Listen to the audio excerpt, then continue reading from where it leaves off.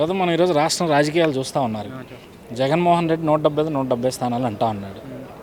నిన్నటి వరకు అన్నారు కుక్కర్ నుంచో పెట్టినా గెలుస్తామన్న విధంగా వాళ్ళు వ్యవహరించారు. కానీ ఈరోజు చూస్తే సీన్ మారిపోయింది. ఇన్ఛార్జీలను మారుస్తున్న పరిస్థితి. ఇన్ఛార్జీలు మార్చినంత మాత్రం జగన్మోహన్ రెడ్డి భవిష్యత్తు మారిపోతుందా అన్న? అది అతను తెలియజేశాడో అర్థం కాదు. ఇప్పుడు వ్యతిరేకత ఉంది ఎవరి మీద? ఎమ్మెల్యేల మీద, అతని మీద, జగన్ మీద. అతనే చెప్పుకుంటాడు కదా అందరూ నా బొమ్మ చూసేశారని. ఇప్పుడు ఎందుకు చెప్పుకోలేకపోతున్నాడు? నా బొమ్మ నేను ప్రతి చోట నేనే గెలుస్తున్నా అని. అసలు ఇన్ఛార్జీలు ఎందుకు మార్చాడు? దానికి సమాధానం చెప్పాలి ఒకటి. మళ్ళీ ఇక్కడ బీసీ, ఇక్కడ మంగళగిరిలో లోకేష్ మీద బీసీ అనేది ఒక మెయిన్గా వాడుతున్నాడు. అంటే అంతకుముందు ఎందుకు ఇలా బీసీకి? అంటే ఇప్పుడు పులివెందులు ఉంది, జగన్మోహన్ రెడ్డి ఉన్నాడు, అది ఎట్టన్నా గెలిచిద్ది కావాలి, అక్కడ బీసీ ఇవ్వచ్చు కదా. లేదా పెద్దిరెడ్డి ఉన్నాడు, అక్కడ బీసీని ఇవ్వచ్చు కదా.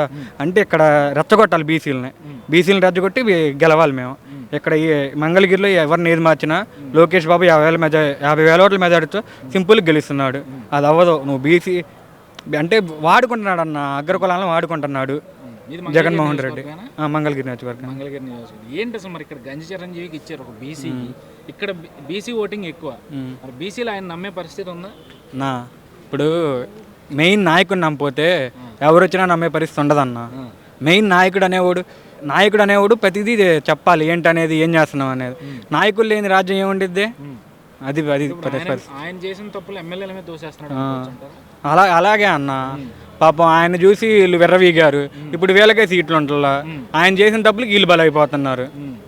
సో మరి ఏంటి యువత పరిస్థితి? ఈ మధ్య నోటిఫికేషన్ విడుదల చేసామని చెప్పి గత 4 రోజుల క్రితం ఏదో హడావుడి చేస్తున్న పరిస్థితి. ఇప్పుడు ఎలక్షన్ల ముందు నోటిఫికేషన్లు దాదాపు 4 ఏళ్ల పైన పరిపాలన పూర్తయింది. ప్రతి ఇయర్ జాబ్కి వెళ్ళరన్న జగన్మోహన్ రెడ్డి ఎన్నికలకు ముందు విడుదల చేయడం అనేదాన్ని ఎట్లా చూస్తారు అన్న? అంతకుముందు తెలుగుదేశం అధికారంలో ఉన్నప్పుడు 4 నెలల ముందు చేసే పని నెలల ఎలక్షన్ కోసమే అతనే చెప్పాడు. ఇప్పుడు మళ్ళీ 4 నెలల ముందు అన్నీ ఇతనే చేస్తున్నాడు. అంటే దాని అర్థం ఏంటి?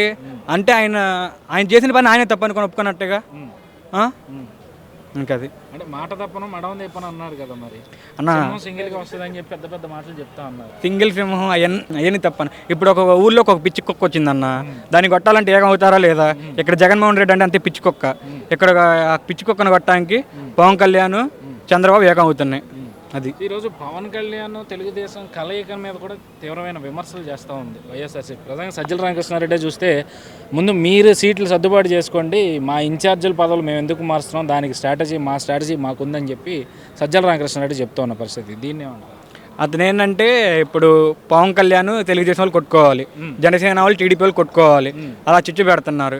ఇప్పుడు మొన్న అతను అంటాడు పవన్ కళ్యాణ్ కూడా తక్కువ చేసి మాట్లాడుతున్నారు. 2014లో అక్కడ వైసీపీ ఎన్ని సీట్లు వచ్చినాయి? 100 కన్నా ఎక్కువ వచ్చినాయా? అంటే ఇప్పుడు జగన్మోహన్ రెడ్డి కూడా బరి లెక్క బెస్టేగా ఆ లెక్కలో పోల్చుకుంటే. మళ్ళీ ఇంకేంటి అది ఇప్పుడు నిన్న జగన్మోహన్ రెడ్డి వ్యాఖ్యలు చేశారు పవన్ కళ్యాణ్ మీద బరి లెక్కే బెటర్ అని చెప్పి. మీ దృష్టిలో బరి లెక్క కన్నా జగన్మోహన్ రెడ్డి బెస్టా లేదంటే జనసేన పవన్ కళ్యాణ్ బెస్టా? నా దృష్టిలో పోలికే కరెక్ట్ కాదు అన్న. అసలు పోలిక లేదన్న. జగన్మోహన్ రెడ్డి ఎక్కడ, పవన్ కళ్యాణ్ ఎక్కడన్నా? పవన్ కళ్యాణ్ అంటే వితౌట్ మనీ ₹1 లేకుండా వచ్చి రాజకీయం చేయాలని చూస్తున్నాడు. అతనేంటి ఎక్కడ డబ్బులు ఉంటే అక్కడ ఇచ్చేయటమే. డబ్బులు పంచి గెలిచాడు మొన్న 2019లో. పవన్ కళ్యాణ్ అంటే నీతికి నిజాయితీకి వచ్చి నిలబడ్డాడు. ఇప్పుడు ఇదేంటంటే ఒక వ్యాధి అన్న. జగన్మోహన్ రెడ్డి అనేది వ్యాధి. ఆ వ్యాధిని అంతం చేయాలంటే ఎంతమంది మంచి వాళ్ళని తీసుకోవాలి. అలాగే చంద్రబాబు నాయుడు, పవన్ కళ్యాణ్ అనేది పొత్తు అనేది ఒక చరిత్రాత్మకమైన పొత్తు. ఇది తప్పకుండా సక్సెస్ అయింది. 2024లో చంద్రబాబు, జనసేన, తెలుగుదేశం పొత్తు విజయం సాధించింది. 150 అంటే 160 సీట్లలోకి వస్తాయి. అసలు డిపాజిట్లు రావణ జగన్మోహన్ రెడ్డికి. పులివెందులు మన ఎమ్మెల్సీలు జరిగితే ఏం చేసాం చూసాం. పులివెందులు చిత్తు కొడిపోయారు. వై నాట్ 175 అంట. 170 అన్నాడు. గెలిచే అసలు అభ్యర్థులు ఉన్నారా? ఎక్కడ మార్చారు ఇన్ఛార్జీలు మార్చారు. మళ్ళీ వాళ్ళకి టికెట్లు ఇస్తారా? అది అంటే ఎవరికి ఇస్తారో తెలీదు. 175 గెలుస్తారంట. అది ఎలా సాధ్యం అసలు? ఇప్పుడు నువ్వు ఒక క్వశ్చన్ నువ్వు ఒక ఆన్సర్ చెప్పినప్పుడు నీ క్వశ్చన్ అనేది ఏదో తెలియాలిగా. అలాగే నువ్వు గెలుస్తున్నప్పుడు అభ్యర్థి ఎవరో చెప్పాలిగా. సో ఇప్పుడు అలాగే లోకేష్ యువగళం పాదయాత్ర ముగింపు దశకు వచ్చింది. ఎట్లా చూస్తారు యువగళం మొత్తం? మొదలు పెట్టక ముందు లోకేష్ని, ఇప్పుడు చూస్తున్న లోకేష్ని. లోకేష్ అనే వ్యక్తి అసలు ఎలా మారిపోయాడంటే చూస్తుంటే నాకు అనిపిస్తుంది అప్పుడప్పుడు ఎత్తనే లోకేష్ బాబు గారే సీఎం అభ్యర్థి అవ్వచ్చుగా అనిపించింది అప్పుడప్పుడు చూస్తుంటే. అంటే అతను ఒక బీసీలు కానీ ఎస్సీలు కానీ ఎస్టీలు కానీ ఒక ప్రతి ఒక్క వర్గం సమస్య తెలుసుకుంటున్నాడు అన్న. యూత్ గురించి తెలుసుకుంటున్నాడు. యూత్ ఫేస్ చేసే ప్రాబ్లమ్స్ ఏంటి, ఎస్సీలు ఫేస్ చేసే ప్రాబ్లమ్స్ ఏంటి, ఎస్టీలు ఫేస్ చేసే ప్రాబ్లమ్స్ ఏంటి, అవన్నీ మీటింగ్లు పెట్టి దానికి సొల్యూషన్ ప్రతిది క్వశ్చన్ అడిగితే ప్రతి ఆన్సర్ రాసుకుంటాడు, ప్రతి ఒక్కరితో మాట్లాడతాడు. ప్రతి దానికి ఇప్పుడు ఆరోగ్యశ్రీ అనేది కూడా నిన్న మీటింగ్లో చెప్పారు. ఆరోగ్యశ్రీ అనేది కూడా కొంచెం మారుస్తున్నారు. ఇప్పుడు అదే అనారోగ్యశ్రీ అయిపోయింది ఆరోగ్యశ్రీ అనేది. ఏం జరగట్లా. అది ఒక మంచి పరిపాలన ఎలా ఉండాలనేది లోకేష్ బాబు ఇప్పటి నుంచే రెడీ చేసుకుంటున్నారు.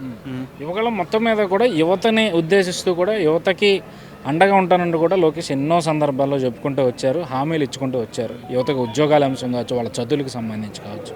రేపు అధికారంలోకి వచ్చిన తర్వాత ఇవన్నీ లోకేష్ ఆధ్వర్యంలో జరుగుతాయన్న నమ్మకం మీకు ఎంతవరకు ఉంది?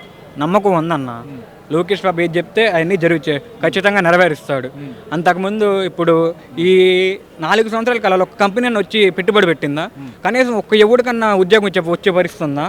ఒక్క ఉద్యోగం ఏదన్నా వాలంటీర్ అనేవి అవి అసలు ఉద్యోగం అవి పార్టీ ఉద్యోగాలు అవి వాళ్ళ పార్టీ వాళ్ళకి తప్ప సామాన్యుడికి ఒక్కడే ఉద్యోగం రాలా.